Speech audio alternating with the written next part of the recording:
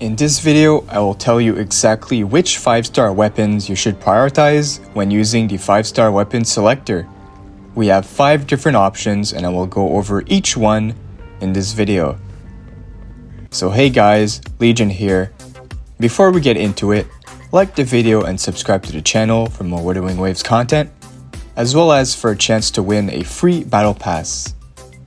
Alright, so before talking about the weapons, I will quickly go over how to obtain this free 5-star weapon selector. It's quite simple. All you have to do is reach Union level 45.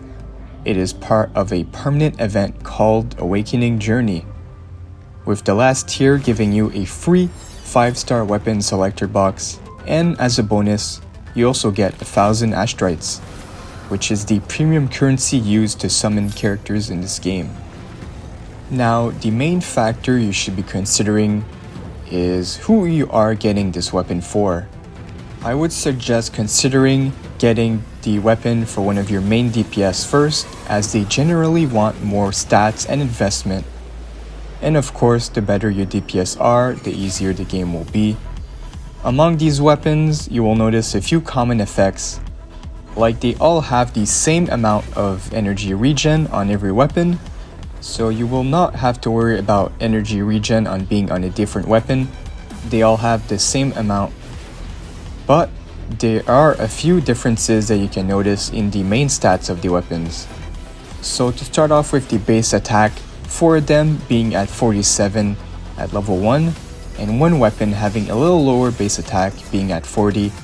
So they're not really a big difference when it comes to the base flat attack stat. But now to go over the really important main stat, which there are only 2 options on these weapons, which is crit rate percentage and attack percent. Now with the basics out the way, let's talk about every single weapon. The first one is the Static Mist, a support type weapon equipped with a main crit rate stat. Aside from the energy regen, this weapon will buff the party members that switches in with a 10% attack boost that has a duration of 14 seconds.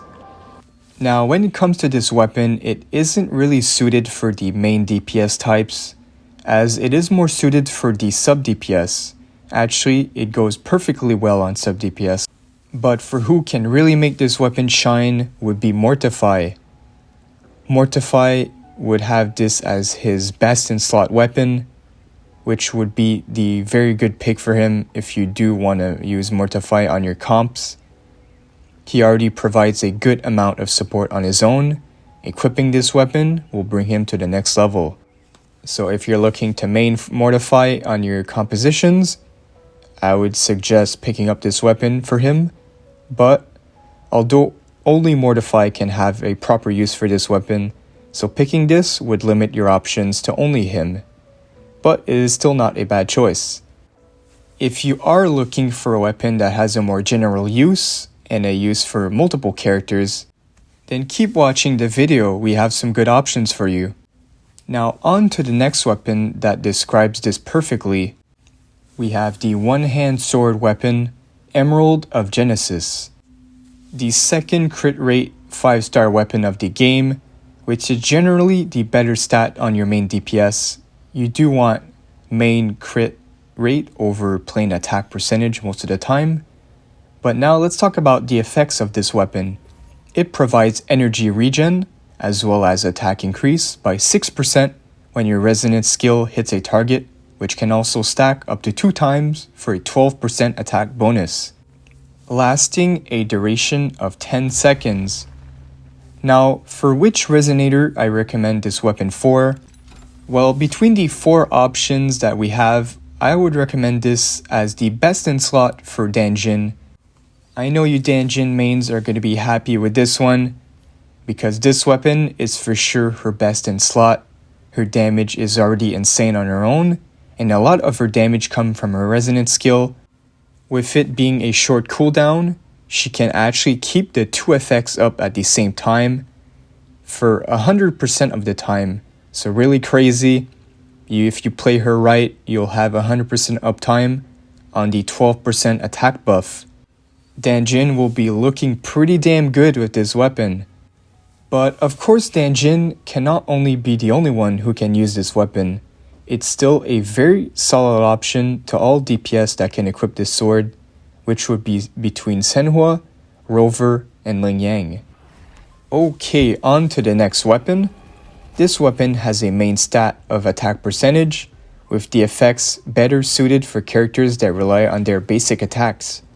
Aside from giving out energy regen, this weapon will increase your basic attack damage by 3.2% when a basic attack hits a target. You will also be able to stack this effect up to 5 times for a nice bonus damage of about 15%, and it will last 8 seconds. This weapon can be equipped by Yinlin, Verena, Baizi, and Encore, but is it actually good on them? Well, since Verena and Baizi are more of a support unit, they don't really need this weapon at all. They won't really make use of the effects themselves, only the main stat attack percentage will be useful for some of these characters. So they can make use out of it for that reason, especially since Verena, she mainly scales on attack, so having a attack percentage weapon will be the best in slot for her. But I cannot say the same for Baizi, since for Baizi's case, she scales on HP, so look for a weapon that has HP main stat for her. There are a lot of good 4-star options for that as well. What about for Yinlin and Encore? These two actually rely on skills to do most of their damage, not the basic attack. So these two would prefer a better effect. And also a crit rate main stat is better suited for these two, as having a higher crit rate they would do of course more damage than simply extra damage on their basic attack. I would not recommend this weapon as it's only good for the stats and not the effect themselves. But if a character that has strong basic attack come out in the future that can equip this weapon, this might be a good weapon for sure, but not right now. None of the resonators that can equip this can use it to its full potential. I'd recommend getting a weapon where you can use it on multiple characters or to put your favorite characters to max potential. Okay, the next weapon type is the gauntlets called Abyss Surges. So only gauntlet type characters can use this weapon, and the most notable would be Jingjin and Ling Wang, which are not the most high tier units at the moment, but hopefully they do get buffed at launch or sometime soon. This weapon has the main stat attack percentage, and the effect is that this weapon is basic attack focused, increasing its damage by 10% when you use your resonant skill, and vice versa. When hitting an enemy with a basic attack, your resonant skill will be enhanced with 10% damage, lasting for 8 seconds. Now, do I recommend this weapon? Well, if you are looking to main Jingjin, then this will be for sure her best in slot for now. She does need to spam her basic attack to build up. So yeah, if you're looking to main her, it is not the worst option. It's still her best in slot. Alright, on to the last weapon of the video, and I saved the best for last. Well, my personal favorite, which gonna be the Broadblade. Probably the most popular one because of the characters that can equip this. It is called the Lustrous Razor with a attack percentage main stat. Aside from providing energy regen, this weapon will increase the resonant liberation damage by 8% when you hit a target with your resonant skill, which is basically an ultimate buff, lasting up to 12 seconds. This effect can also stack up to 2 times for a total of 16% extra damage. Now, some good news if any of you are looking to main Calchero like me. This weapon will be the definitive best in slot for him, no question about it, especially since Calchero. The thing is with Calchero is he can use his resonant skill like 3 times in a row, so the full effect will be available almost right away for Calchero.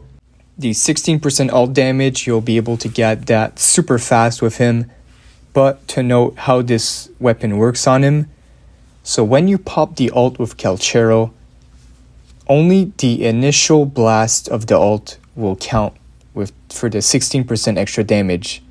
So the first hit of Calchero's ult will only be buffed, and the rest of his ultimate is reliant on his basic attacks.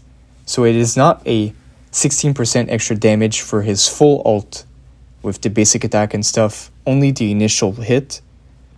Now, for the second unit that can use this weapon is Jihan, and I'm sure a lot of you guys are hyped for this character, but he can only use his skill once, so he can't reach the full effect of this weapon at all, only the first stack.